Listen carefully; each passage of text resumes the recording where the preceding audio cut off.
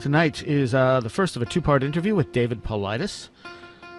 If you're a Patreon, you already have this entire interview, and there'll be a little extra piece with it too. It's not very long, but it's a little extra segment I'll be putting out for patrons only later on. Everything that's been released for patrons is available if you become a patron. You can go back into the sort of archive on the Patreon page. And eventually, when I figure out how, there will be a members section as well. If you want to become a patron, and it's only $3 to become a patron, $3 a month, and you can't use the patron site for some reason, get in touch with me. We can work something out over PayPal, as I've had to do with a number of people from around the world. By becoming a patron, you get interviews like this, multi-part interviews ahead of time in full, so you don't have to wait a week to hear the second part or third part in some cases. You get extra snippets with guests and the occasional bits of free stuff here and there. Primarily, it helps us continue the show at the quality that it is and hopefully add more shows as we go. I am still working on merchandise, but everyone who is going to design stuff for me has been exceedingly busy, so hopefully soon. We're also going to be doing a raffle, and I haven't quite worked out how I'm going to do this yet. A listener donated something very, very cool to us, and we're going to give this away in a raffle, I think, and I have some secondary prizes as well, so that way it will up the chance of people actually winning something if you buy a raffle ticket. But I will get into the details of that in the next few weeks as I figure out exactly how I'm going to do it. As for tonight, as I said, we're going to be talking with David Paulides, and I did this interview last night. His new book is Missing 411: Hunters' Unexplained Experiences. And it covers just what it sounds like. It's different hunters that have gone missing. He explains why he focuses in on hunters as well.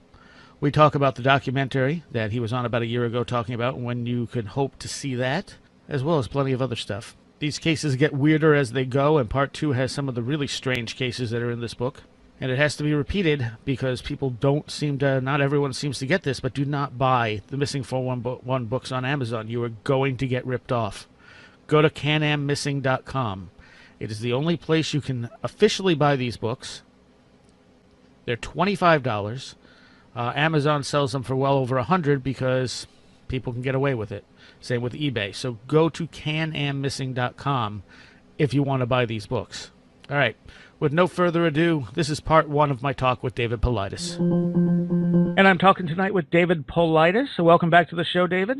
Hey, thanks, Soraya. My pleasure. And you have a brand new book out. You want to tell people what this one is focused on? It's centered on hunters, armed hunters that go into the woods and don't come back. And we started tracking these maybe 3 or 4 years ago, and just over the number of cases, it just became overwhelming that there was parallels between the hunters and the hikers. And we thought we'd put it to print. Okay. Why did you think that hunters were important enough to merit their own book? Well, I think they're a unique subset of what we've put out there before. Namely, they're armed, and they can protect. And they can protect. And they generally. I'm sorry. Go ahead. And they generally know the woods. Exactly. A lot of these guys and ladies have gone to the same area for decades. And it's not like a casual person who goes out maybe for a one-time weekend hike into an area they've never been in. These guys really know the area, and to see that they've vanished makes no sense. All right. For people who are not familiar with your work, what makes a missing person case a missing 411 case as opposed to just a missing person? For starters, there's 59 geographical clusters of missing people in North America, and this evolved over the last 6 years of studying missing persons cases and reading thousands of them. And from that, there's certain criteria that kind of float to the top. And after you read hundreds of them and you see, okay, tracking dogs can't pick up a scent, or bloodhounds walk in a circle and lay down, or 5 teams of dogs come in and they can't find a scent from the location the person was last seen, or searchers find a body in an area that's been searched dozens and dozens of times, or a body is found in extremely close proximity to water. I mean, there's specific profile points that we lay out at the beginning of the book that I think after you read the book, you go, wow, those are really obvious.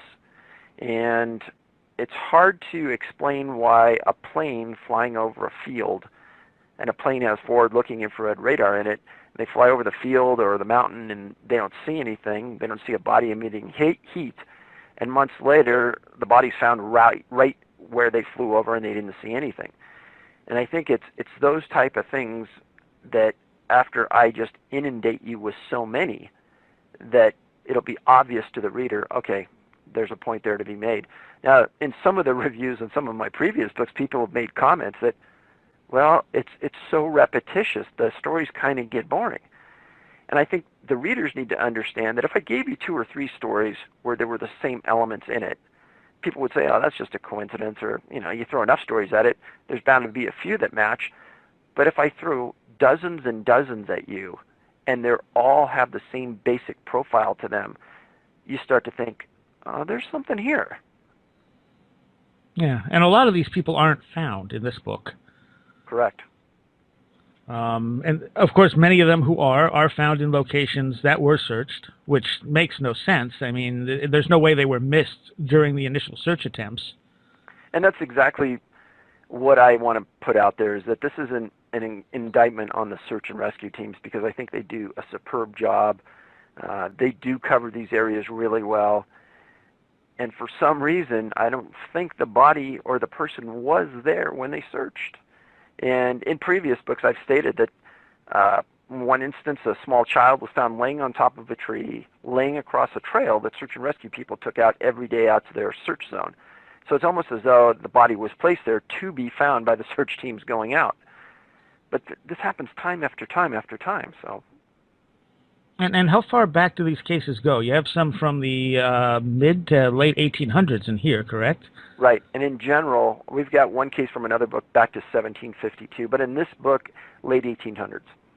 Yeah. So this is not something that just started. This is something that's been going on for centuries. And who knows how long before that we didn't have the appropriate records to find them. Exactly.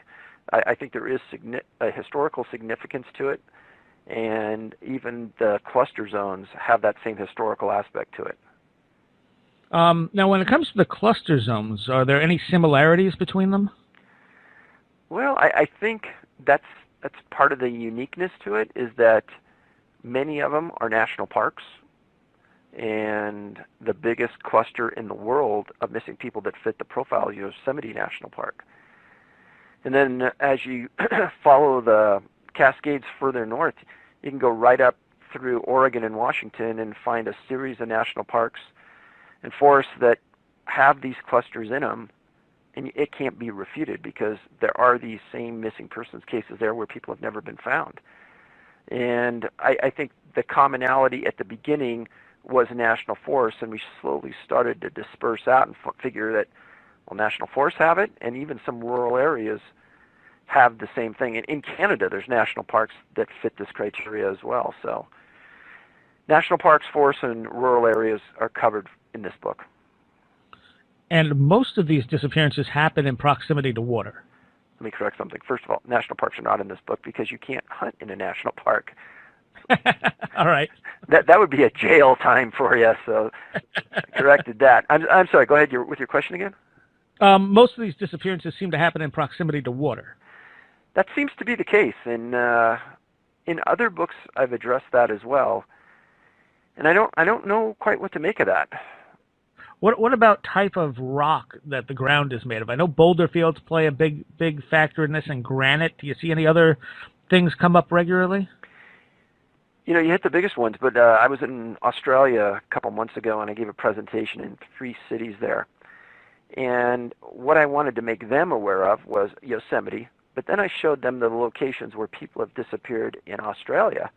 And they are also in these locations with these giant boulder fields, giant pieces of granite. Several of the sites would remind you of Yosemite just because how large the granite is. And it's odd the way that comes up. Well, it's interesting because in folklore, a lot of those areas are also where fairies and little people and things like that are supposed to dwell. That's correct. I mean, I did a piece in one book about, I think it was Iceland, where they will actually make a road go around a giant boulder rather than move the boulder because they believe entities live inside. And when you were in Australia, did you break up? Was it in Australia you broke a bone? Yeah, I broke my fibula in my left leg. How did that happen? Well, we were filming a segment on a woman who disappeared, and we were way back in the forest area. It had rained the night before, so the rocks and things were really slick. I was carrying an expensive camera on my shoulder. I had a big backpack on, and I went over the top of one of these boulders on the trail and kind of slipped off the back side. My leg kind of twisted open, and I did everything I could not to drop this really expensive camera. And what I did is everyone there goes, "Uh-oh," because you could hear it. You could hear it crack.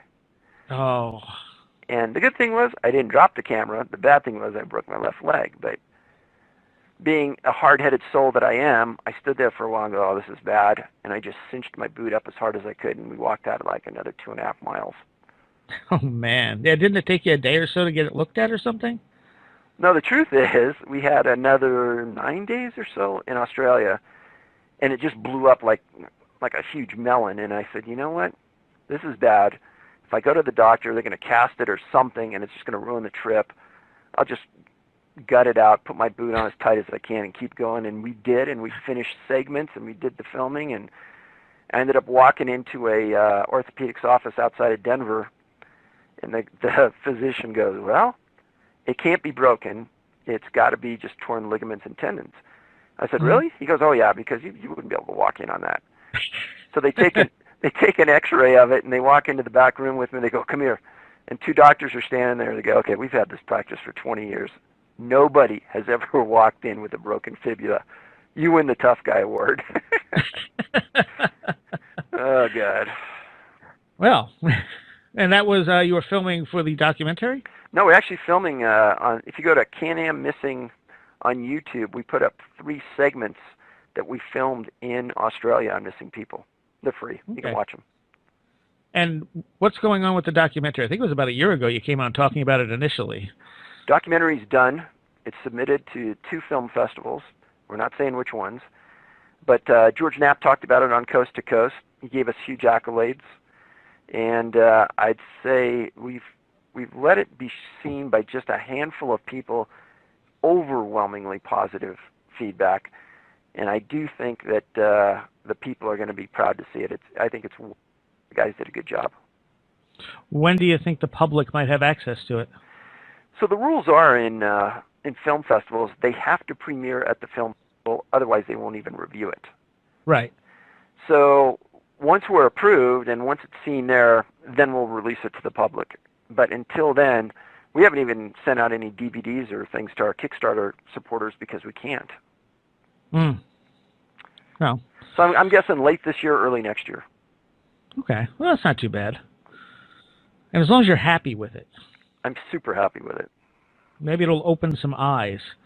Well, there's a lot of people who don't want to read a book, but I think that there's a lot more people who would sit and watch a movie, and I think this one will grab you because it involves missing kids, it involves the outdoors, and it involves the unknown. So I think it'll be appreciated by the people who for sure know the topic. Yeah. Yeah. All right. Well, let's talk about one of the cases in the book. Why don't we start with Jerry Hayes? He was only 5 years old. Yeah, Jerry. That's a really. It was actually first seen in one of my other books a couple of years ago. But what I've done is I've taken a handful of cases from those other books that match the Hunter cases, and I've put them in here. But this was an older one back in 1938, November 10th. He was in Rucker Canyon in the Chiricahua Mountains of Arizona. And what I need to tell people about this is that location was just 8 miles south of the Chiricahua National Monument. And there's been 3 people that have vanished there and never been found. Specifically, Paul Fugate, who was a National Park ranger, the only on-duty ranger ever to disappear and never be found. And in just the last year, 2 people have disappeared from that national monument and never been found.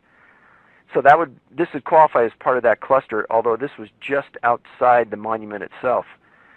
Rucker Canyon has an elevation of about 6,000 to 7,500 feet. His family set up a hunting camp at the lower elevations. And on November 10th, sometime during that day, the family and friends lost track of Jerry. He just sort of disappeared. And they searched, they found nothing, and they called the county sheriff. Well, within 10 days, they had more than 1,000 people in Arizona looking for this little guy. And they thought they had everything covered. And they were confused because the canyon they were in was almost a box canyon surrounded by high mountains, and it didn't seem as though there was really an area for him to escape to unless he went out the way that they came in, and that was covered. Well, the family knew that he couldn't go far because he was a really frail boy and he had rheumatism, and he never wandered far. Well, a week intensive search found nothing. And it was during that time that the military came in and they committed searchers. They stated that 150,000 acres had been searched. And the sheriff came out and publicly made a statement that he had no idea what happened to the boy. Well, now you fast forward 9 days, and November 19th, a group of searchers were off their normal grid, and they saw faint tracks going uphill on this mountain. And the tracks were small, and it didn't make any sense. And they knew they were out of their area, and they weren't supposed to be in this area, but they decided, oh, what the heck, we're going to follow it. And they went 1,000 feet up a steep hillside. And they were 4.5 miles from the camp where Jerry disappeared. Well, they found Jerry deceased, laying on the ground with no shoes or socks. His coat was missing, even though the temps at night had gone into the 30s. And the coroner stated that Jerry died of exposure. Well, the question comes up is that the boy never wandered far. He was frail. He had rheumatism. Nobody believed he'd leave his family. And nobody would believe that he would take his shoes and socks off and walk around in the bare mountains without some protection. That makes no sense. But I know that you know this, but the people who haven't heard me before, the absence of specific clothing or shoes and socks is another one of those elements that doesn't make any sense here. And lastly, he was found 1,000 feet up a hillside, and if you've wandered 4.5 miles, why would you just aimlessly go up a hillside? Doesn't make any sense either. Especially when you have health problems that are going to limit how easily you could do something like that. Correct. I mean, the thing that stood out to me about this is that they could see the tracks where he went up. Why would a 5-year-old kid who has rheumatism, climb a freezing mountain? Yeah, it doesn't comprehend to me unless, something was enticing him up there, something was prodding him up there. Who knows? Or he was confused. Yeah, it'd have to be really confused. Yeah. I mean, like completely disoriented. Right. And even so, you wouldn't think he would be able to. From the sounds of the report, it seems like that climb was pretty rugged. Well, and to me, when I read these reports, I always think, well, how do we even know that the searchers saw what they saw? Well, they might have seen some tracks going up there, and they followed the tracks up to where the body was, but how do we specifically know those were Jerry's tracks? True. They may have just assumed that since they were looking for him. Right. And they ended up there, so it had to be. But I don't take that kind of stuff for granted because there's too many times I've read reports and I've read news articles, and one article says A and the other article says Z, and they're completely polar opposite from one another. So in an old case like from 1938 where information is limited, I kind of, take it with a grain of salt. But it still does fit the pattern pretty closely. Yeah, it does. And the thing is, when they don't find someone, I mean, that's weird, but it doesn't give us anything more to go on. When you find the body and the person doesn't have any obvious cause of death, that makes it even stranger.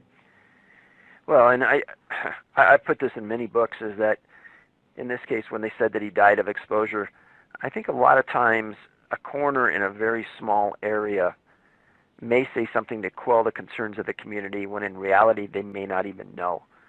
And in reading many, many, many cases like this, it's getting to be more apparent that and a lot of times they're getting more comfortable saying they don't know what caused the death. And I think looking back in time, you don't see that as often, but science has progressed, and the ability of a medical examiner to figure out cause of death has progressed a lot in 50 years. So really it should almost be just the opposite. but we're seeing more people come out and saying, we don't know what caused this death. Yeah. One of the things that you note in the book is that a lot of these people are found face down. And that's not normal, is that correct? Well, I think it's normal. In my world, it's not normal because Okay. when somebody gets tired, they tend to lay down. And when you True. lay down, you're never going to lay face down in the dirt. And when I think of somebody getting put down on the ground, I'm thinking about them being put either face down or laying on their back. And I've never, almost in all of these cases, heard of anybody being found on their back. They're always found face down. And there's a series of things that I think about in my mind that if I was the investigator on scene, what I'd be looking for, but it's never in any of the reports. I'd be looking for dirt in the mouth, dirt in the nose, etc. And there's never a mention of that, which makes me think that the person's dead before they hit the ground. And if they hit the ground that hard, there should be some sort of injuries to the face, nose, eye socket, etc. And you never hear about that either. So it's more like they were just placed there carefully. Well, that's kind of what it looks like. And those cases where a search area is gone over dozens of times and the person's not there, then all of a sudden they go back and the person's found their face down, it really is suspect. Yeah. Because it seems like even if you fell forwards, if you were exhausted and you fell forwards, you would probably roll over on your back. Or, just the common human element is if you're going to fall forward, you're going to put your hands out in front of you. Yeah. And if it happened once, it would be one thing. But it's a common element in these cases when the person is found. Yep, correct. And, of course, the clothes being removed is a lot of people will throw that over to just being hypothermia, because it is known in some cases in hypothermia, people will start to feel really warm and start removing their clothes. But not all of these cases happen in the cold, where hypothermia would explain it. And the boots missing is almost like, it seems like it's 90 to 95% of the cases the boots are missing, whether they have other clothes on or not. Correct. And what I tell people is I say, okay, start paying attention to Mount Everest, high mountain climbers. When they get hypothermia, do you ever hear about them stripping down naked? Ever? I've never heard that. I've never heard of a mountain climber being found without boots or socks. Ever. And there's a group of guides that have gone to Everest, and if you talk to them and you ask them have they ever heard of that, they've never even heard of that. So if that is a consistent element of hypothermia, then why shouldn't that transgress into high mountain climbing? Yeah. All right. Let's look at. We'll leave some of the more stranger cases to last. Let's look at Bobby Boatman. Well, Bobby's case happened in the Blue Mountains, kind of near a place called Godman Springs in Walla Walla. He was 14 years old, about 30 miles south of Dayton, Washington. Bobby was hunting with a group of older friends. He was last seen on a ridge on October 14th, 1951, hunting. And that first night that he didn't come back, there was a huge snowstorm that hit the area. And the weather was so extreme that the local ranger stated that it took out communications for that entire area and all the searchers that went in there. And it snowed so much it got up to their waist deep within just days. That's a big snowstorm. And what I talk about in the books is one of the things every hunter should do before they go out is check the weather. And that's like number one. Number two is you tell somebody where you're going exactly. And if you're not out by a certain date and time, that person calls authorities. Just a few things that you need to do. But there was a huge 7-day search, and they just scoured that mountainside. They found nothing. Well, 5 years after Bobby vanished, hunters in the Blue Mountains found a rifle and a red, knit cap, that same type he was wearing. And they were found near a place called Godman Springs.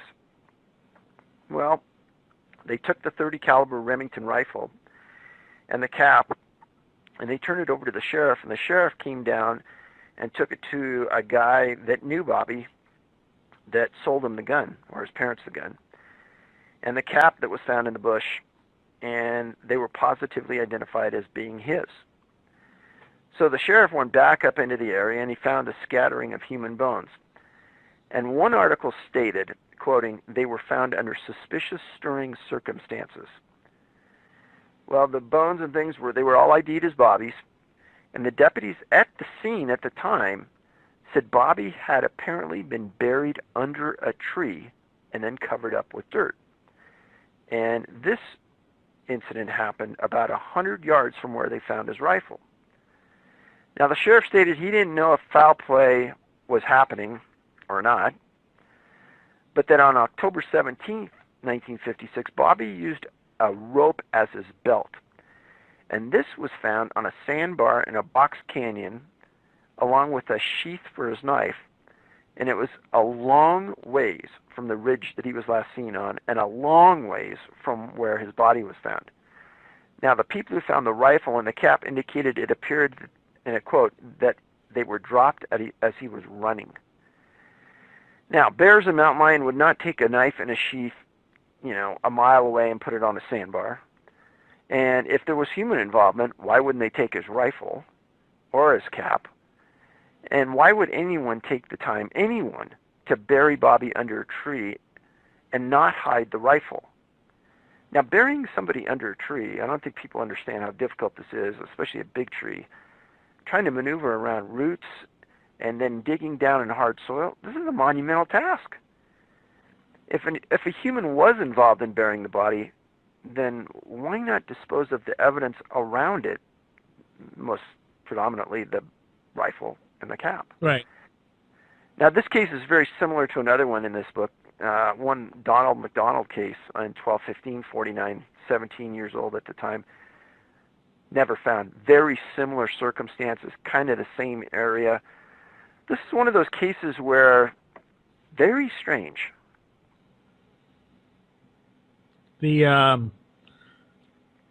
Normally, I would think if you buried someone under a tree, chances are you're never going to find them. Oh, I would say so. Probably the only way to find them would be, 50, 60 years later when the tree falls over. That might be some remnants of bones, but maybe not. Yeah, and when you look at a case like this, none of this makes any sense, because being buried under a tree implies that someone or something else was there. Well, yeah. And if they were, as you said, why would they leave this stuff? I mean, an animal, okay, maybe, but who took and put stuff on? In any case, who would take that stuff and put it on a sandbar? Correct. I mean, that's just bizarre. Unless you're intentionally trying to throw people off and not have them put pieces together, but who's going to do that and why? Well, then you think about the bizarre coincidence of somebody even finding a sheath for a knife on a sandbar and turning it in. Yeah. I mean, if I found something like that, I don't even think I'd give it a second thought. I would just leave it there and keep going. Right. Or someone might be like, "Oh, cool, I got a new knife sheath." Yeah. No, it's very odd that these were all found and they were turned in and they were able to put the pieces together and make a very unusual story out of it, but I don't think anybody was able to adequately explain it away. And it completely rules out an animal killing him and then burying him under a tree. I mean, are there any animals that would even do something similar? I don't know of any. And even if there was an animal that killed him, then you would think that predation on that location would have been seen, or remember there was up to half a body width of snow during the search. You'd think that they would have seen it. Right.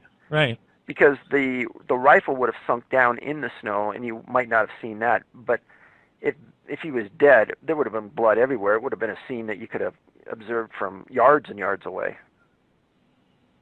Now, one of the things you point out here is the incidence of bad weather surrounding a lot of these disappearances. Now, some of that could just be due to time of year or elevations, couldn't it? Sure. I mean, absolutely. And all of these things could have a very mundane explanation. But when, again, you look at dozens and dozens of them and the same thing keeps happening every time, you start to think, you know what? How many times could coincidence strike like that? Yeah. And you got to wonder if there is something doing this. Are they watching the weather, or is the weather a side effect of something else? Because some of these storms come up very suddenly, don't they? That's true. And as in this case that we just talked about, but you got to remember, and I'm acutely made aware of this by people listening to your show and others that hear me, and they say, you guys keep forgetting that the U.S. can manipulate weather. I mean, we've been manipulating weather for decades. Cloud seeding. There's a lot of rumors out there that we have more advanced measures to manipulate weather. Sure, sure. So, I mean, if we can do it, as dumb as we are as humans, who really knows what can, right? Sure, sure. And that leaves a very big door open. Absolutely. Because there's the things we can think of, and then there's the things that may be out there that we've never even imagined. Well, this is the part where people will turn off the radio and say, "Oh, these guys are just talking about wacky stuff." Hey, unless you have an open mind in all of this kind of research, then you're gonna be hitting your head against a brick wall day in and day out. But just like you said, it's pretty apparent that weather is involved in these cases, and it comes up more times than not. It's also apparent that these cases don't make sense, and it's something like you said. A lot of the cases seem like carbon copies of one another, and that's one of the ways they're carbon copies of one another. You look at the end scene when someone is found, and it's like this. None of this makes any sense to what we would think would happen to someone when they go missing, which is, they get lost and maybe get hurt and fall, or an animal attacks them, or a person attacks them, and none of that fits these cases. Instead, you find people who have no obvious cause of death in many cases. When they can even have enough of a body to tell, there doesn't seem to be any animal evidence of animal attacks or anything like that. Plus, you have the weird clothes and item scattering. I get a lot of people that say, well, why hasn't this been put together years ago? Why, if it was so easy to do, and I'm not saying it was easy to do, then why wasn't this discovered, decades ago? And I got to remind people that when search and rescuers go out and find somebody, 90 to 95% of those people are volunteers. They're razor focused at finding the person hopefully alive. And once they find that person, they're going home. And if it's a bad weather, like in Bobby's case, they're going home to a nice warm fire, and hopefully they found the little boy and he's okay. But the last thing they're going to do is hang around and talk like we're talking right now. And the truth is that most search and rescue is done intimately in a valley or a city or a county or a city. And those counties or cities don't look at the big picture like we're looking at it here. I mean, I've documented, I think, 9 countries now where this is happening, and I probably read 6,000 or 7,000 case files to glean it down to these, several hundred that match. And search and rescue people don't have the time to do that. They've got other professions and things, and there's nobody looking at it from 10,000 feet. They're only looking at it from ground level. And the other thing you note repeatedly is that if someone is presumed dead, they're no longer on the list of the missing. Boy, that is something that really, really bothers me. And as an example, there's somebody who dies in the woods, and let's say they're not found, and the wife has to get their benefits from Social Security. They need a death notification certification from the courts in order to activate the benefits. Say you own a house with somebody, you can't even sell the house because the person is technically still alive. So they go to court and they get a notification of death. Well, and the courts say he's dead. Well, that's exactly what the National Park Service and the National Forest Service wants, because no longer is the person missing. He's wiped off every roll everywhere. And the only way you can find that is delving into archives on a specific name search to find that person. And then you figure out, my God, the person went missing in the same area where 4 other people went missing, but they're not listed on anybody's rolls anywhere as a missing person. How is that? And then I found out from the Park Service that there's a criteria called missing presumed dead. Well, they're presumed dead and they're no longer missing, so it's not an active case file. Yet, damn, they're still missing. And also these clusters, they're not like they don't happen all in 1958. These are spread out over a lot of times a century at this point. And again, I explain this out and I say, well, if 5 people went missing in 2 years in a small city or a small rural area, that entire community would be in an uproar.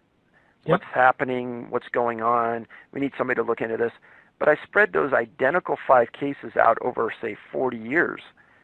Well, now you've gone through 2 or 3 rounds of different police officers and sheriffs don't remember what happened 30 years ago, let alone 40 years ago.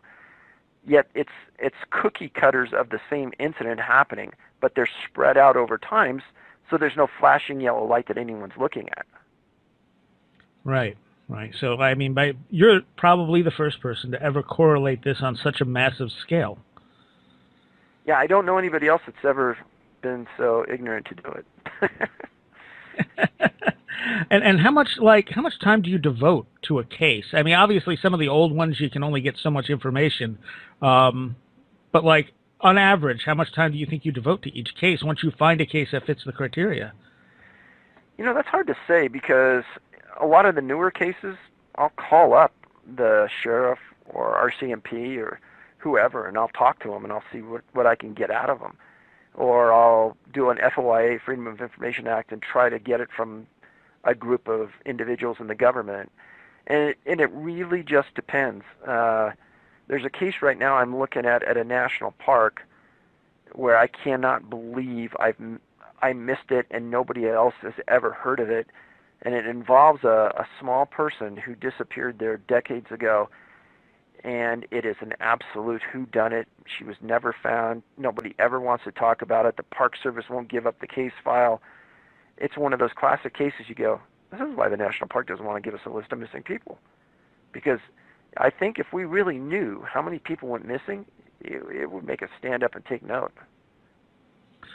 Have you had anyone, any families that have gone, of people who have gone missing, contact you? Yes. Yes, I have. And those are some of the hardest days I've ever spent in my life. Because these people are great people. And they've lost a loved one, and they look to the one group that they know will help them. And in one instance, it was the National Park Service. And their last name was the Stellings. And the Stellings lost their dad at Mesa Verde National Park. And he just disappeared. Well, we sent a crew of ours and myself went down there because it's hard to believe what the Stellings said happened and how they were being treated by the Park Service. I mean, this was near the kind of the midsection of us making the movie, and we got to see this. We got the permits. We went down there, and I think Mr. Stelling had been gone maybe a year and a half by that point. So his wife and the son went in, and they wanted to talk to the superintendent. And Soraya, the superintendent, would not even come out and talk to those people. They wouldn't. Wow. They wouldn't come out and talk to us. They wouldn't send a manager of the search to come and talk to us.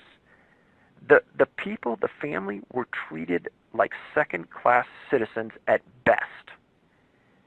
They gave us a person, a national park ranger, to talk to about other issues. He was ordered not to talk about the search for Stelling.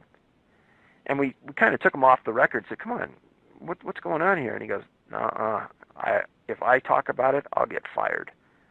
And he goes, I got specific orders. I said, I've never seen a superintendent or anybody in management in any government agency treat somebody so rude. And he just put his head down and he looked at the ground and he goes, I don't know what to say. I'm embarrassed. Wow. Do you think it's like an intentional cover-up, or they just don't want bad publicity? So years ago, I talked to Mr. Martin, the father of Dennis Martin, and right. He told me that he didn't think the superintendents had any real responsible decision-making at all. And he said, I can only talk about Dennis's case, Dave, and he said, I don't think they made it one decision. Every time he had to do anything, he had to call somebody. and he got a dictate on how to handle it. I've got a feeling that that's probably the way it is everywhere. And it may be because they're all looking after their own backs and they don't want to take the responsibility of making a decision, or maybe on these really big cases, they've got a dictate. You just follow whatever we're saying at headquarters. Whoever's calling the shots, who knows? I can tell you that I didn't believe that a family who lost a loved one would be treated that way. I never said that to them, but then after I saw it, my God, I could have cried with them, because you expect these people to bend over and help you in every way possible to find your loved one. These people wouldn't even talk to her. And what do they have to lose by talking to them? That's the thing. I wish I knew. Now, you had started a petition against the Park Service at one point. Did you get anywhere with that? That petition is still out there. If you go to canammissing.com on our website, look under the petition site, there was a professor out here in Denver that read my books, and she understood exactly what I was saying, and that is that there needs to be a public database that's searchable for the entire Department of the Interior missing people on public lands. And she wrote it up, did an excellent job. I think we have about 6,600 signatures on it right now. We're aiming for 10,000, and then we'll go to a senator and we'll ask for either congressional or Senate hearings about why they can't do this. All right. Let's look at the case of Larry Wyckoff. Well, Larry was only 15 years old. This happened in a small area of Sharon, Michigan, up on northern area. November 25th, 1977. He was a sophomore at Tower High School in a city called Warren. And his dad was an engineer for the U.S. Army in Warren. And I know people they seem to like to hear when parents are working for the Army when a kid goes missing for some reason. So I make that public. And the location was on the southeast side of the Manistee River near Sharon, Michigan.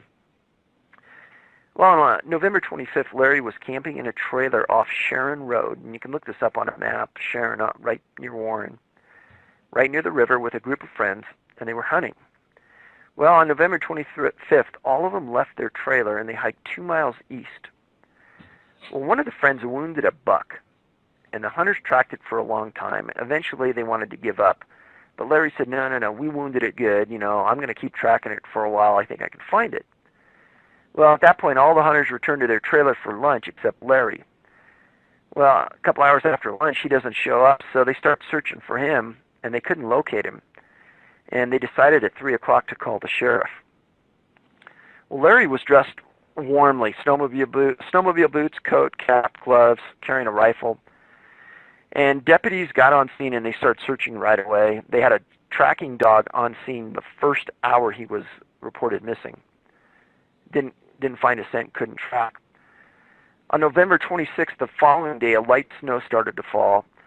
They had already requested a Coast Guard helicopter to fly into the scene and help. Well, they grounded that because of the weather. But they had 125 searchers on the ground. Fast forward to December 4th, the Michigan State Police sent their best tracking dogs to the location, and they couldn't find anything. So 10 days of searching, they found nothing. And the effort to locate Larry was terminated. Now, you fast forward about 6 months to May of 1978, and the sheriff's office decides to do something unique, and they make a public call out to psychics to help them find Larry. Well, one of the psychics drew a map of what they saw from the sky looking down. And the deputy took that sketch, because he didn't recognize it, to several local residents to see if anyone could recognize this area of high grass, a beaver pond, and a creek that was in this drawing. Well, they went to a guy who was an old-time trapper in the area, and he trapped the area for 60 years. And he said right away, he goes, I know where this is. And he said it's a 1.5 miles about from where Larry was last seen in a location called the South Swamp. Swamps come up a lot in these stories, by the way. Well, again, the initial effort to go out and find him in this area failed, so they get a hold of the trapper again, and he went out with them, and they found the body right away. And it was in an area that had been searched by searchers many times. So the question comes back. He's only 1.5 miles from where he was last seen, and 90% of people in this scenario would be found in 2 miles or less. And 12 canines failed, helicopters failed, 2 airplanes failed, and hundreds of professional searchers who combed that area failed. Cause of death was listed as exposure. And in this instance, again, found near water, he had plenty of clothing to survive. So how he died of exposure doesn't make a lot of sense to me. And one thing I put in the book, in the back, is a list of safety items that every hunter should be aware of. And one thing is that the international distress call for a hunter is 3 shots in succession. Boom, boom, boom. Wait 20, 30 minutes, do it again. And then eventually your friends know you're in trouble and they start honing in on that. Now Larry never did that, and he probably didn't even know to do it. And in fact, I'm guessing probably a majority of hunters don't even know to do it. And when you read about a lot of these cases, a lot of hunters aren't even carrying more than a couple rounds of ammunition. Well, you should be carrying at least 20 rounds just to help you in these cases like this. So, Larry, I don't know what to say about that. It's pretty interesting that a psychic was able to write exactly where he was at. Yeah, and it was someplace he wasn't prior. No. Have many of these cases involved psychics? I don't remember you writing too much about psychics being involved in many of these. You know, in the hundreds and hundreds of cases, there's only a small handful where a psychic was able to be useful like this. That doesn't surprise me necessarily. I think that type of thing is very hit and miss. Well, you know what I tell people when they ask me, they said, well, have you ever used a psychic? And I always say, for sure, I'm open to it. But has anyone ever met a psychic who ever admitted that they weren't maybe really bad? All of them think they're really good. They all think they're 100%. And what I tell people is that psychic doesn't need me. Buy a book, go find one person in that book, and you've got me sold. But they always say, well, have you ever gone out? Well, psychic can go do this on their own. Or if they know where the body's at, tell me. I'll go do it. But you don't hear that. And I've never had a psychic tell me they know where a body's at. Oh, this guy obviously was pretty close. Oh, yeah, absolutely. And I mean, those hits do happen. There are some psychics with pretty good records with the police. It's just not overly common. No, and again, I'm not somebody that's going to discount every one. I'm open to it, and especially the ones that have shown success that don't ask for compensation. A while ago, this is a kind of a funny story. A while ago, a fairly famous radio broadcaster told me that they wanted to introduce me to this group of remote viewers. And they thought that they could find a couple bodies for me. And I said, oh, that's outstanding. And I said, now tell them that they're going to be vetted real good, because I'm not going to put them in the proximity of the victims' families just to be disappointed or worked or used. Oh, no, they would never do that. So when I'm on the phone with this organization, they said, oh, yeah, great, we want to help, And then they lay a dollar figure down about how much money they need to do this. Yeah. I was pretty upset. And that's just for them to try. That's not how much they want if they're successful. No, it's just to try. Well, you know, I mean, if they said, hey, you know, we want this much money if we can find the body, I think that's one thing. You know, sir, I think there's some things in life that you don't charge for. And if somebody's missing a child or a loved one, and you want to get paid for finding the person because you have some special abilities, and I think morality should rule out, and sometimes you got to just do the good things in life and do them the right way. And I think this is one of those instances where, hey, you do all you can to help these people. I know I would. Oh, absolutely. I'm not disagreeing with that. It's just, you know, like when you want to be paid up front for something you can't even necessarily promise you can do. I mean, you can promise it, but you can't prove you can do it. Right. That's exactly the scenario. It's like someone saying, well, I can probably fix your roof. Give me this money and we'll see what happens. Right. And if it leaks, we're not fixing it. Yeah, exactly. Except obviously now we're dealing with people's emotions and their families. Time of disappearance. A lot of it seems to happen in the evening, doesn't it? Late afternoon, early evening. That's what I tell everyone.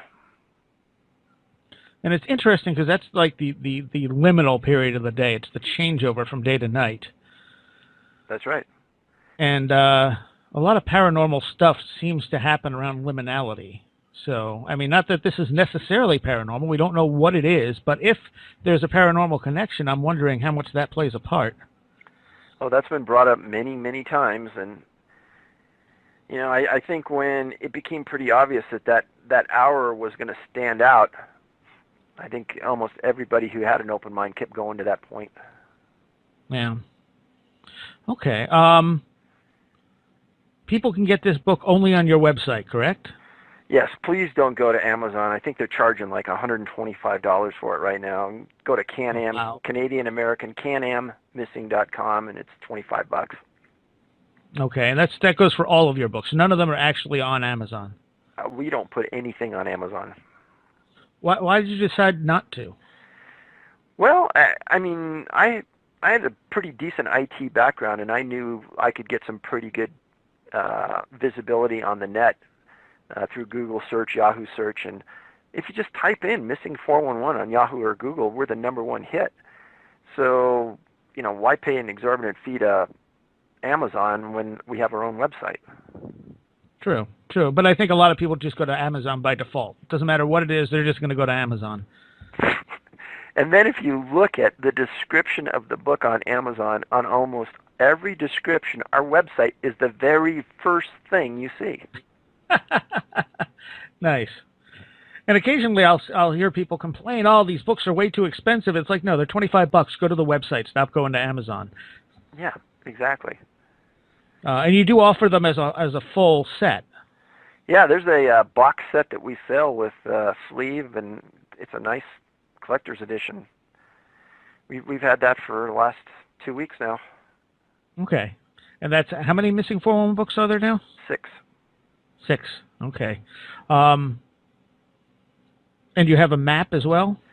Yeah, there's a cluster map of North America that we put out. This is the second version, so it's been updated. 59 clusters are on there. You can read every name on the map. Nice, yeah, because the map on the back, I mean, you can get the idea, but obviously there's too many flags on there to be able to make out anything out clearly, but it does give you an idea of where the clusters are. Exactly. How big is the map? Oh, it's wall size. I think it's 36 by 25. Nice. Yeah, I guess that would make it easier to read. Yeah. Are there any plans to make any of these digital? No, and I get asked that. There's 8 different types of ebooks out there, and if I do one, then I've got to do all of them, and it's just a distraction, honestly. I mean, writing a book is a big deal, and I could barely get that done. And then to focus on digital versions, it's just more time away from me not working on understanding these cases. Okay, all right. Okay, that's part 1. Part 2 will be on next week. Again, if you're a patron, it's available on the patron site right now, the whole thing in its entirety.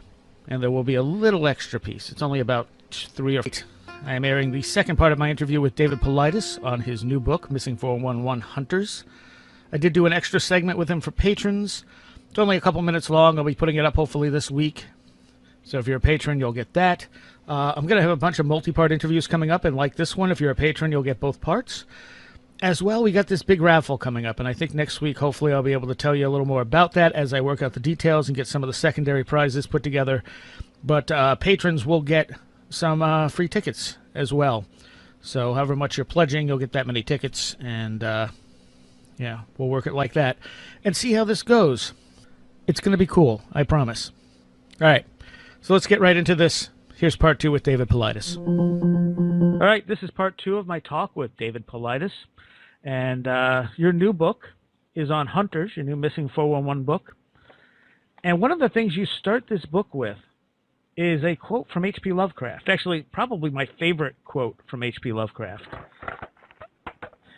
And It goes like this. The most merciful thing in the world, I think, is the inability of the human mind to correlate its contents. We live on a placid island of ignorance in the midst of black seas of infinity, and it was not meant that we should voyage far. The sciences, each straining in its own direction, have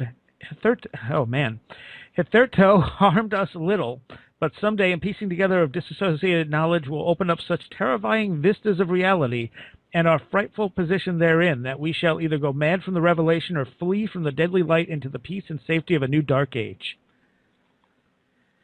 So why did you pick that? Yes, someone gave that to me maybe a couple of years ago, and it's actually on the wall in the office here. And I think it just tells you that you should keep an open mind. And there's a lot more to the world that we don't understand. And even if you just watch Ancient Aliens or you watch the Science Channel and how electrons respond when people are watching versus when they're not watching them. And there's so many things we've learned just in the last 10 years that if we continue to keep a closed mind, we're not going to learn more, and science isn't going to advance.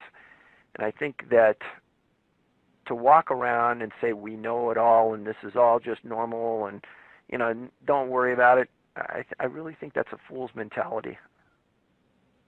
And I would agree. And I think, too, looking at the cases that you cover, there is a little bit of that cosmic... Lovecraft was famous for creating cosmic horror. And these cases have a touch of that. I mean, there's something that, you look at them and you just say, I don't understand what I'm looking at. True. Now, live that every day for 6 years and what that would do to your mentality. Yes, well, I actually think about these cases a lot. Like anytime I come across something new, I mean, one of the first things that pop into my mind are these missing people's cases, because they are so, I don't know, they're so bizarre, and it seems like we're just missing something. And so every time I come up with some new idea, come across some new idea, I go, could it apply to this? Well, I said this on Coast to Coast a few weeks ago, is every day, I get an email from somebody who's listened to a couple of your shows, a couple of Coast to Coast shows, and says, hey, I don't mean to be offensive, but I think I know what's going on here. And Soraya, this is the God's truth. I have never gotten an email from anybody who has read the 6 books, understands the entire circumstances that I've laid out, and says, I know what caused this. I've never had one from anyone who's read them all. It's always the people who only listen to a few interviews that think they know. But the circumstances, just like you explained, are so befuddling that when you look at the facts, there isn't an easy answer to them.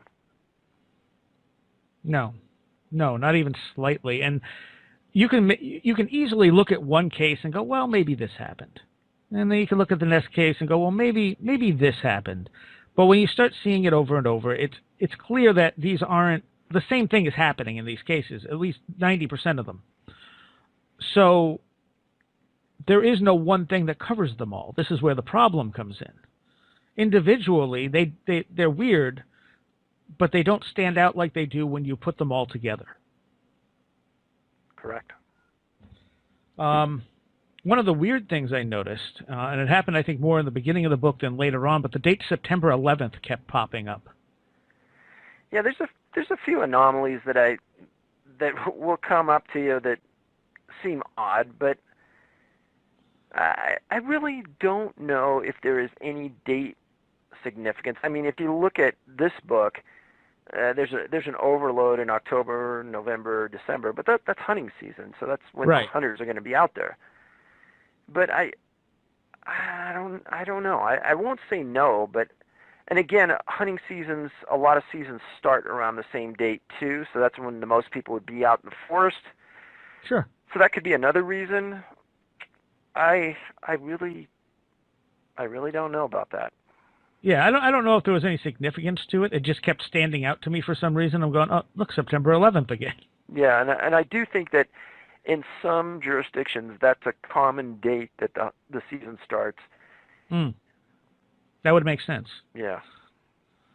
All right, let's take a look at some of these, some of the slightly more unusual cases in the book. A lot of them, I mean, they're all unusual in their own right, but you have a few of them here that really kind of stood out to me as something weird. And the first one we can look at is Robert Springfield. Well, Robert was a Native American, and he was hunting on the Crow Indian Reservation, kind of located in the southeast section of Montana, Bighorn Mountains. This incident happened in September 19th, 2004. He's 49 years old. And this area is known for big game, big mountains. Well, he was with his son Colton, age 13, and his adopted son Brent, and they went into an area called Black Canyon for elk hunting. And Robert was a bow hunter, and he was armed, and he couldn't move real good because he had a disability from work.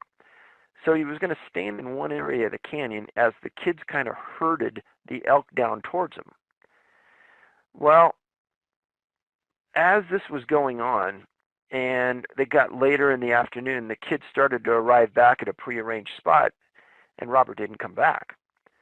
And again, this is an area of the reservation where you have to have special privileges to go into, and the public obviously would never go in there. But when he disappeared, the tribal police took over along with the Bighorn County Sheriff. And right away, they got a helicopter with FLIR making low-flying reconnaissance missions over the area, saw nothing. And the search and rescue went on for days, and then his family and friends took it over for more days. Nobody ever found anything. And the Bureau of Indian Affairs and the sheriff also brought in canines and equestrians, found nothing. In October 2005, about 13 months after the incident happened, the disappearance, a hunter was in that Black Canyon area, and say 150 feet away, he hears a crow screeching its head off, just like bellowing. And it was incessant. And so the hunter started to walk towards the tree where this bird was at, and it never stopped, just screaming and yelling. And he walked to the bottom of the tree, and he saw human remains. Well, the hunter led authorities to the tree, where they found a partial skull, a femur, and a neatly rolled up men's belt next to the skull. 2 boots sat neatly stacked right next to the skull and the femur, and there was a man's coat on the ground with a small tear in the back, and a wallet was found with money in it, indicating it was Robert's. The only items missing from the scene were his bow and arrows. Well, the sheriff, in his infinite wisdom, decided this is very suspicious, and he called the FBI out to work the scene. So, because this is federal land, because it's an Indian reservation, the FBI has primary authority. Well, they came and they worked it, and they sent the remains to the ID section at Quantico, Virginia. Well, his wife, in the months following, was giving conflicting information as to the cause of death. She was first told he was shot. Then she was later told he was killed by a falling tree. Well, the scene where he was found was just above where this master search and rescue operations center was at. It was close to it. And so there's no way she didn't believe that the body parts were there during the search, because she believed they would have found them. And it says this in all the reports. Now, 2 years after the FBI took custody of the body parts, they still had them, which is weird. And they stated that they were categorizing him in DNA for input into their system. Well, finally, on March 3rd, 2009, almost 5 years after, or 4 years after they found his body, the family had to file a federal lawsuit to get the body parts back. And the lawsuit stated that Robert died under suspicious circumstances, and the FBI failed to investigate the incident. Now, they eventually did get the body parts back, but the oddities behind this, you got to think about this clearly. The screeching crow is almost like a beacon. Hey, come here, there's something here. Yeah. If someone came across the body and the remains and stole the bow, why not steal the money in the wallet? Yeah. And then why would the FBI keep the remains for 2 years and force the family to go to litigation to get it back? To me, that's unbelievable. And then Like, it seems like more trouble than it would have been worth for them. Yeah. Or what was there that there must have been something big that they were still looking for in those remains that they couldn't figure out, and they were willing to go to litigation to just give them the time to figure it out. And it was just a couple of bones, wasn't it? And a partial skull. But I think the big thing is that when they say he was shot versus a tree fell on him, there's a big difference there. Right, right. And no real evidence to back up either one. No. And then who rolled up the belt, and why would you ever roll up a belt? Yeah. And but then this is not the first case you've had where the belt has been rolled up. Well, this is the first case kind of like this where an FBI evidence response team came in, took control of the situation, and then kind of took off with everything. This happened on a case in Klamath Lakes National Park, and a guy named Charles McCullough, where a ranger, some people found a body 12 miles into the wilderness. Well, McCullough disappeared in the middle of winter right at the side of the lake, and they didn't find him for a couple of years. People 12 miles in find this scene with a skull and these little chips of bone, and I actually got to interview the ranger that found the scene, and he said, "Dave, strangest scene I've ever seen in my life." And I knew, my partner and I looked at it and said, something isn't right here. And they backed their way out. They called for an FBI evidence response team from Portland, and they came down to Crater Lake, and they worked that scene. And that tells you how suspicious some of these really are. And the suspicious thing to Marion, the ranger, he goes, "Dave, you talked about it for years. How did this 19-year-old kid in the middle of winter, when there's 12 to 20-foot snowdrifts everywhere, how did he get from Lakeside 12 miles into the wilderness to where we eventually found his body?" I go, "What do you think, Marion?" He goes, "There is no good explanation for that. He didn't have cross-country skis. He didn't have snowshoes. We don't know." The crow definitely stands out in this story as well. Now, how odd is that? Yeah. For some reason, it's not as surprising realizing he's Native American. Right. But it almost seems like something you'd get in a fictional movie that involved a Native American dying and a crow signaling someone to his body. Yeah, you're right. It would be a good movie plot line. But yeah, the belt rolled up implies that someone else was there at some point. Yeah, and I rolled that around in my mind that maybe another hunter had seen the location, and maybe he was poaching, so he couldn't really admit he was there, and he just got fascinated with it. But again, it goes back to, even if another human did it, why wouldn't they take the money? Yeah. Oh, yeah, I'm not saying that makes sense. I'm just saying that, the belt rolled up as an intentional act. It's not like the belt fell off his corpse and rolled itself up. Oh, exactly. And the fact that the boots were laying right next to the skull as well, it's almost like a prepared scene. Yep. And that's the way it read in the reports when you get into the minutia. And again, I'm sure, especially from the way I just phrased that, people might be thinking, well, it's some kind of satanic cult. Yeah. But that's a long time period, and a lot of satanic cults killing all these people in these weird ways, and only on rare occasions leaving things in a specific pattern. No, in these reports, none of the investigators even made mention of anything satanic related to it. It's just one of those go-tos for some people. Oh, yeah. Same with cattle mutilation. You see the same thing. Oh, well, it's a satanic cult, despite the fact there's never been evidence of that in all the years that people have been researching cattle mutilations. That's right. Now, his bow and such were missing. That's the only thing that was gone, right? That's right. What is it? What do you find different in the cases about bow hunters versus gun hunters? To me, it seems as though bow hunters are rarely found. And, to be a good bow hunter, you have to be stealthy. You have to kind of blend into the wilderness. So I'm not sure what to make of that, but I know that most bow hunters also carry a firearm, a pistol with them. And I know in a lot of the cases I've written about, the bow hunters did have a pistol with them. And there's a case out of New Mexico where a guy named Mel Nadell disappeared.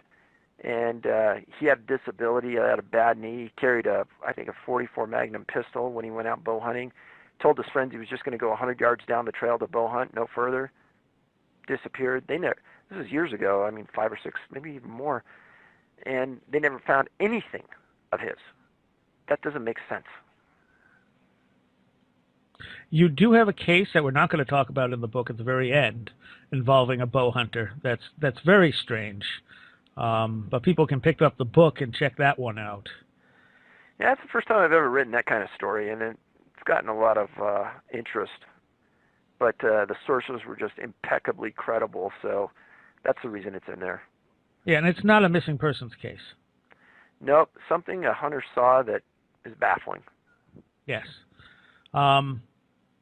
Do you find any, and I guess with hunters, they're generally wearing the same type of thing, but in the collection of all these cases, do you see anything like bright colors sticking out more when people disappear, or camouflaged people disappearing more?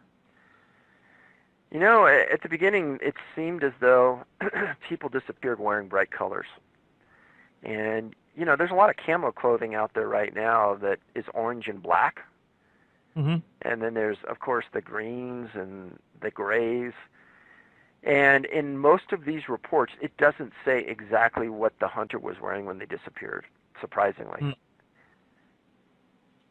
I know there is a legend, and I believe it's from Malaysia, and I don't know if you covered it or not. I did.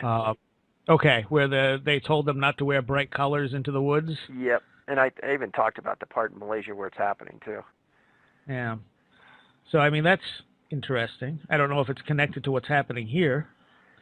Well, people were disappearing in the woods. Yeah, exactly. The other thing, people almost never, there might be like one or two cases in your books where a couple of people have disappeared at once. It's almost always when someone is alone. And it's strange because it seems as though a lot of people have said it seems as though that they're almost stalked and they wait for the point of something to happen. Now, to me, when I was reading about the hunters and I was starting to prepare the book, there were a lot of cases where one hunter would tell another, I don't feel good, I'm going to go back. And it was at that point of separation that the other one disappeared. Yeah. And I've stated before in other books that there's a lot of times where people say they're not feeling good before they disappear. And is that some kind of targeted response? Is that some way to separate us? I don't know. Well, let's look at James McCormick. That's a tough one. And when I wrote about this case, I had a couple tears in my eyes, I got to say, because I felt real compassion for the dad. Happened 12/5 of 1961, Larch Mountain, Multnomah Falls in Oregon, right on the Columbia River. Absolutely beautiful falls. James McCormick was 16 years old. He was with his dad, also named James. The falls are about 30 miles east of downtown Portland, right on the Columbia River. Absolutely, you can look at them online. They're gorgeous. Well, James and his son were going hunting, and they were going to go for bobcat up on top of Larch Mountain on the backside of the falls. Well, James Sr. was a firefighter for the city of Portland, and he was in good shape, very experienced hunter. The first day they went hunting, the weather almost immediately turned bad. It first got cold, and then it started to rain, which was soon followed by snow. Well, they took their dog with them, and the three of them were temporarily lost and spent the night on the mountain, kind of huddling together to keep warm. As morning came about, James Sr. ended up carrying his 215-pound son for 3 hours until he was exhausted and had to put him down. So the boy wasn't feeling well, was cold, and he put him down and he told his son, hey, stay right here. I saw some headlights up here in the woods. I'm going to go see what it is, and I'll come right back. Now, all you have to do is look at a map on the backside of Multnomah Falls. There is nothing back there for miles and miles. Well, his dad left. He came back just a few minutes later, and the boy was gone. He first searched for an hour, and he couldn't find his son, and he immediately headed to the bottom of the mountain and eventually stumbled into the Falls Lodge and requested assistance. Within hours, 200 off-duty Portland firefighters responded along with a search and rescue team. The sheriff responded with planes, canines, and a search and rescue mountain team. Well, the searchers went back into the area where the dad took him, and they immediately found the boy's boots and socks. Now, stop right there. This makes no sense. Yet it's something that we've talked about earlier, that in these cases, the boots and the socks are found many times. And the boy's glasses were found somewhat near where the dad last saw him. So now you've got a kid who really can't walk far and a kid who can't see. Well, later in the day, the search teams found the boy 300 yards down from where he was last seen, at the bottom of a small cliff, dead. Some of the articles implied that the boy died from a fall, and others stated he died from exposure, and there was never a definitive statement. Now, in past books, I've explained of many instances where people disappear with a canine, as these two were. Loss of clothing, loss of boots. The boy doesn't feel well just prior to the disappearance. There's separation between the two people. He becomes vulnerable. Important point here. About 6 months ago, I was watching a segment of Northwoods Law. And it's a show about Maine's Warden Service. And this story was about an older man that was doing maintenance on the Appalachian Trail in Maine. And he didn't come home. And so three wardens went out with a film crew on the trail. And it was like 2 or 3 in the morning. And they're stopped on the trail, and they're looking up the trail, and they see a light in the trees. It's kind of moving around. And they even said on the show, wow, that's kind of unusual, but maybe that's the flashlight of the guy. Now, they don't call out to the guy, which you would think they'd do, because it looks on screen maybe it's 150 feet away. They walk up that trail, and there's nothing there. The light disappears, and the man was found the next day. Apparently, he got home at 11 o'clock that night. He came off the mountain. He was fine. But to me, when I saw that show, I said, oh, my God, maybe that is what James McCormick Sr. saw when he was on Larch Mountain.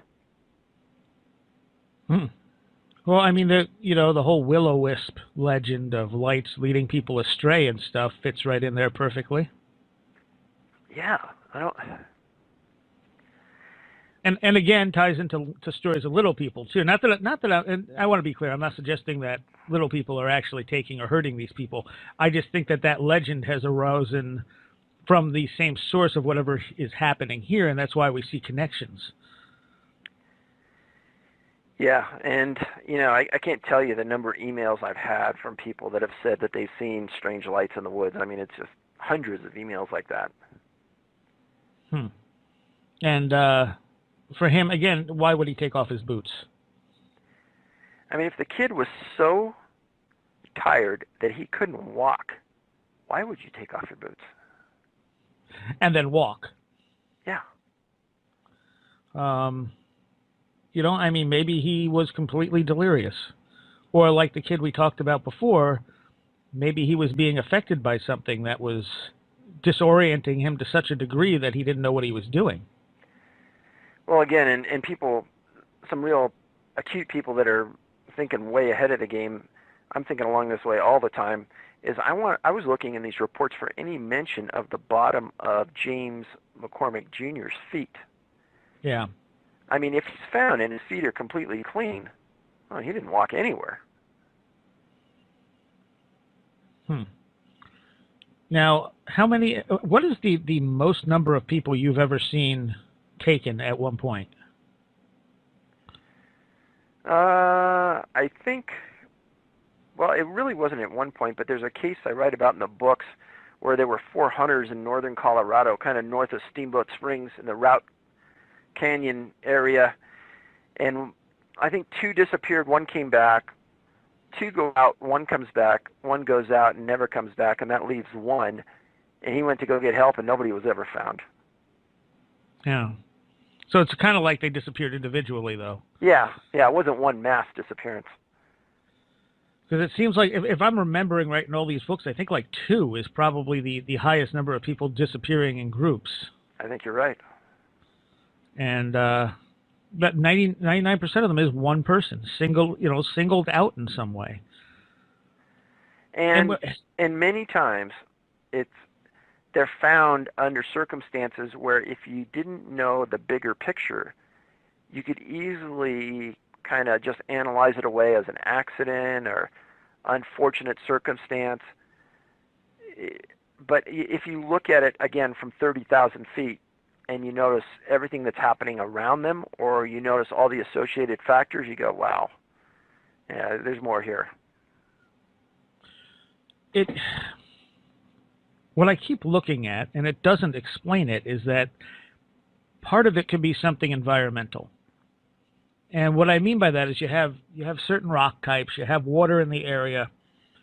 There could be something cosmic hitting the area at that point, whether it be electromagnetic field or burst from somewhere in the cosmos that is setting something off that affects only certain people.